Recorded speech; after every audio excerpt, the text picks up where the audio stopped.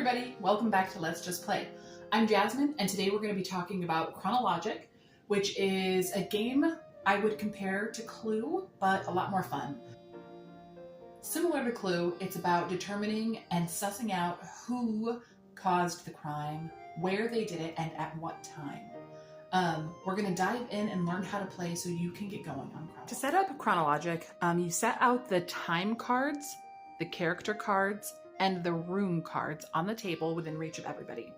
There's also a board if you would like to use it. It's not super useful in the first games, but it may be more useful later on to try and track what's going down more visibly out in the open.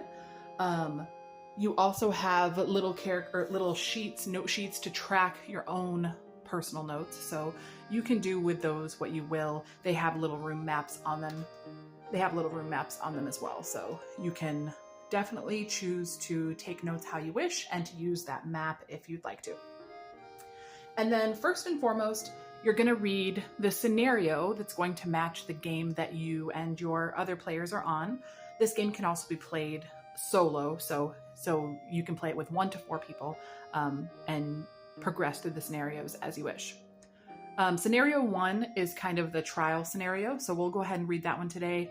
Spoilers if you haven't done it, but I'm assuming if you're watching this video, you are going to jump in and play it after this. So go ahead and play it along with me if you are just starting out. So these are really simple. You just read the quick description of what's going on and then what needs to be solved at the bottom here. So for the purpose of this first game, we need to figure out who poisoned the detective, in what location, what room, and at what time. After you've set all the cards out, you should double check this setup page in each scenario.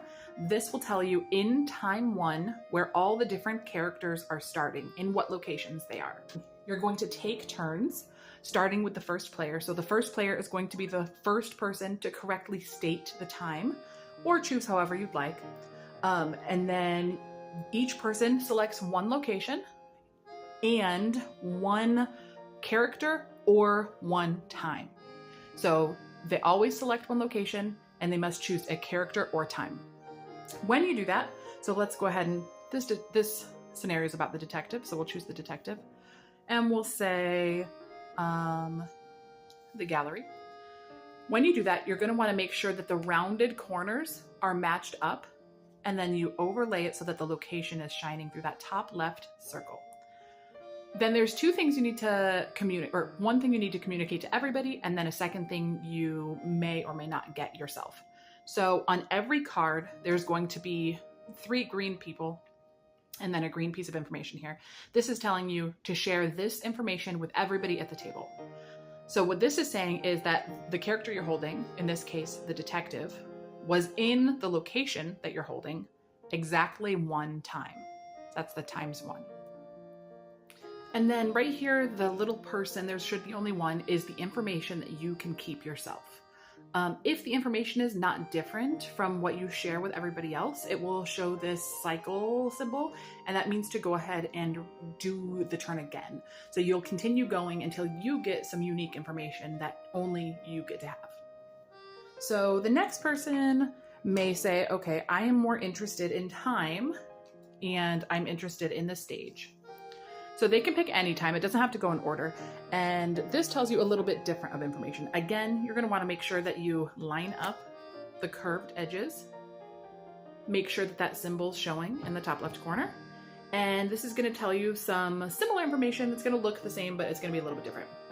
So information that you can share with everybody is that in this time, 5, there was only ever 1 person there. So in 5, there was only 1 person there. And that person was Jay, or the journalist. Turns are going to proceed that way until at any point in the game, a player decides that they think they know the answers. They may stop the game, write down their answers, and then look on their own. They won't communicate their answers to anybody else. Multiple people can win at the same time. So if everybody decides after receiving a piece of information that they think they can then guess the answer correctly, they've deduced the solution, then the game's going to stop and everybody's going to go ahead and write down and look at the solutions. If somebody gets the answer right, the game stops. Congratulations, they win. And if the game, if the person does not get the answer correct, you're going to continue on. There's only one other thing that we have to cover, is the movement of people in the opera house here. So a person cannot, unless special rules on the scenario say otherwise, a person cannot stay in the same room. For example, in the first scenario, the detective starts out right here.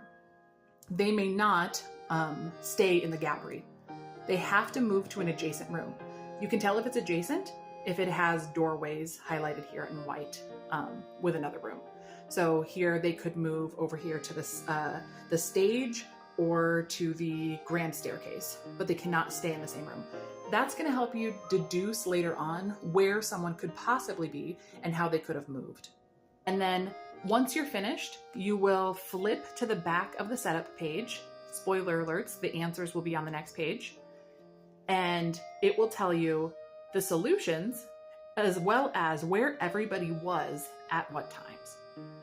It will give a more explicit answer down below as well. Now you know how to play Chronologic. Feel free to like and subscribe below for more videos just like this.